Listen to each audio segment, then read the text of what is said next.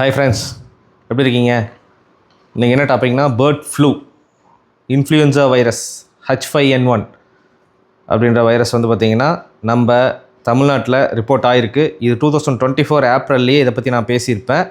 இது வந்து ஃபாரின் கண்ட்ரியில் வந்து பார்த்திங்கன்னா பவுண்ட்ரி ஃபார்ம் மூலிமா வந்து ரிப்போர்ட் ஆகி ஒரு ஹியூமனுக்கு எஃபெக்ட் ஆகின்றதை நான் வந்து தெளிவாக மென்ஷன் பண்ணியிருப்பேன். அது வந்து இங்கே எதுவும் கிடையாது, வரல, ரிப்போர்ட் ஆகலைன்னு சொன்ன இந்தியாவில். பட் நம்ம தமிழ்நாட்டில் சென்னையில் காக்காங்கெல்லாம் ஒரு 1500க்கு மேலே இறந்து அதெல்லாம் டெஸ்ட் பண்ணி பார்த்துட்டு அதை கன்ஃபார்ம் பண்ணியிருக்காங்க. மெயினாக இந்த வைரஸ் வந்து ஹியூமனுகளுக்கு பரவக்கூடிய வைரஸு. அதனால் வந்து டெத் ரேஷியோ 40 to 60% இருக்குன்னு டாக்டர்ஸ் சொல்கிறாங்க. இது மெயினாக இதோட சிம்டம்ஸ்னு வந்து பார்த்திங்கன்னா நார்மலாக சளி, காய்ச்சல், கைகால் வலி, தலைவலி, லூஸ் மோஷனு, அப்புறம் கண்டினியூஸாக வந்து கைகால் வலி, இந்த மாதிரியே தான் போயிட்டுருக்கோம். அப்புறம் ப்ரீத்திங் ப்ராப்ளம் வந்து சிவியராக போய் அப்புறம் லங் இன்ஃபெக்ஷன் இதெல்லாம் ஆகிறதுனால நமக்கு வந்து டெத் ரேஷியோக்கள் அதிகம். இது வரைக்கும் நம்ம ஊரில் வந்து ஹியூமன்ஸ்களுக்கு ரிப்போர்ட் ஆகலை. கொஞ்சம் கேர்ஃபுல்லாக இருந்து நம்ம வந்து பார்த்துக்கணும். வந்து செத்துப்போன பறவைகள்கிட்டருந்து வருது. பவுண்ட்ரி ஃபார்ம் வச்சுருக்காங்க, அவங்களாம் கொஞ்சம் கேர்ஃபுல்லாக ஹேண்டில் பண்ணுங்கள். மாஸ்க் போட்டுக்கோங்க.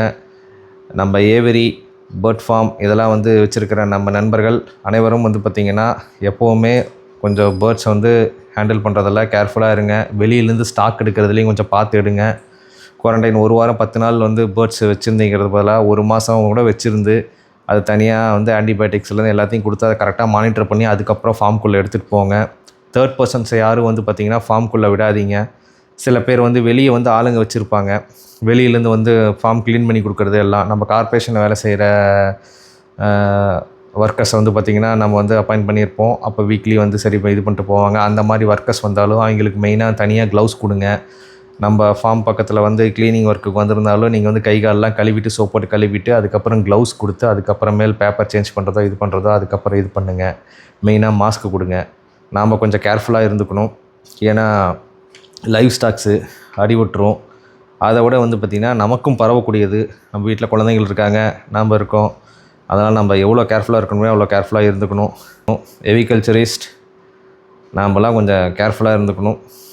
நீங்கள் புது ஸ்டாக்ஸ் எடுக்கிறேன், ரேட் சீப்பாக கிடைக்குது, அது இதுன்னெலாம் சொல்லிவிட்டு அவசரத்தில் எடுத்து இது பண்ணிடாதீங்க. எந்த பேர்ட்ஸ் எடுத்தாலுமே வந்து குவாரண்டைன் பண்ணுங்கள். குவாரண்டைன் பண்ணி வச்சுருந்து அதுக்கப்புறமேலு இது பண்ணுங்கள்.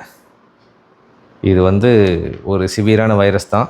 கொஞ்சம் நம்ம கேர்ஃபுல்லாக ஹேண்டில் பண்ணணும். மாடியில் வச்சுருக்கிறவங்கலாம் புறா, கிரா, காக்காலாம் வரும், அதுக்கு தீனி போடுறேன் அது போடுறேன்னு சொல்லிட்டு அந்த சட்டி கிட்டியெல்லாம் தொட்டுட்டு உள்ளே போயிடாதீங்க. சோலி முடிஞ்சிடும், பார்த்துக்கங்க.